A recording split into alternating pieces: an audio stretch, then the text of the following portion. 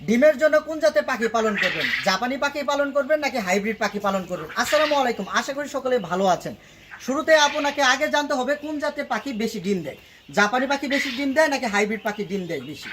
তো আমরা মূলত ডিমের জন্য যারা পালন করে থাকি, আমরা যারা খামারি আছি মূলত তারা জাপানি জাতের পাখি পালন করে থাকি। কারণ জাপানি জাতের পাখিতে ডিমের প্রোডাকশন বেশি, খাবার খরচ কম এবং অন্যান্য যে মেডিসিন খরচ এগুলো মূলত কম হয়ে থাকে। এক একটি জাপানি পাখি রানিং অবস্থায় সর্বোচ্চ 23 থেকে 25 গ্রাম খাবার খায়। আর এক একটা হাইব্রিড পাখি, যেগুলো হাইব্রিড পাখি পালন করা হয় বাংলাদেশে, এগুলো মূলত মাংসের জন্য পালন করা হয়। এক একটা হাইব্রিড পাখি মূলত 28 থেকে 30 গ্রাম বা প্লাস মাইনাস কিছু খাবার খেতে পারে। তো একটা ডিমের দাম কিন্তু ওই যেটা জাপানি ডিমের দাম, যেটা একটা হাইব্রিড ডিমের দামও কিন্তু সেম। তো আপনাকে আগে সিদ্ধান্ত নিতে হবে আপনি কোন জাতের পাখি পালন করবেন। যদি ডিমের পারপাসে পাখি পালন করতে চান, আপনাকে কিন্তু অবশ্যই জাপানি জাতের পাখি পালন করতে হবে। জাপানি জাতের পাখি পালন ছাড়া ডিমেতে কখনোই লাভ করতে পারবেন না। আর যারা মাংসের পারপাসে পাখি পালন করবেন, আপনারা চাইলে হাইব্রিড পাখি পালন করবেন। হাইব্রিড পাখি পালন করলে খুব তাড়াতাড়ি মাংস চলে আসবে এবং আপনারা বাজারজাত করে মোটামুটি ভালো টাকা ইনকাম করতে পারবেন। মূলত এই জাপানি জাতের পাখিগুলো 40 থেকে 42 দিনের মধ্যে ইনশাল্লাহ ডিমের প্রোডাকশন শুরু হয় এবং 60 থেকে 65 দিনের মধ্যে আশা করি এগুলো ফুল প্রোডাকশনে চলে আসে। এক একটি জাপানি জাতের কোয়েল পাখি মূলত 8 থেকে 10 মাস ভালো প্রোডাকশনে ডিম দিয়ে থাকে।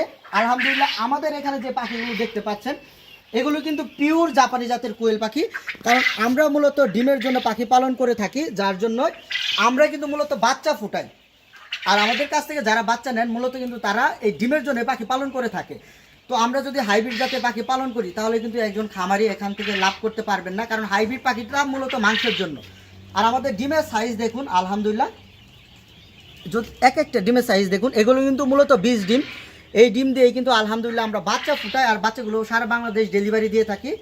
আমাদের এখান থেকে আপনারা যে কোনো বয়সের বাচ্চা নিতে পারবেন। আপাতত আমাদের কাছে একদিন বোর্ডিং কমপ্লিট এবং 22-23 দিনের পাখি রয়েছে, আপনারা চাইলে সেই পাখিগুলো পালন নিতে পারবেন আমাদের কাছ থেকে। তো আমাদের লোকেশন হলো জামালপুর সদর, ময়মনসিংহ বিভাগ, টাঙ্গাইল এবং ময়মনসিংহের মাঝামাঝি একটি এলাকা। আপনারা চাইলে সরাসরি আমার খামারে বা আমার হ্যাচিতে এসেও পাখি নিতে পারবেন।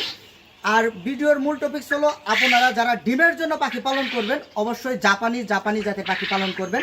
অন্য জাতের পাখি পালন করলে কিন্তু ইনশাল্লাহ প্রফিট বেশি একটা করতে পারবেন না। তো সকলে ভালো থাকবেন, সকলে সুস্বাস্থ্য কামনা করে এখানে ভিডিওটি শেষ করছি। আসসালামু আলাইকুম।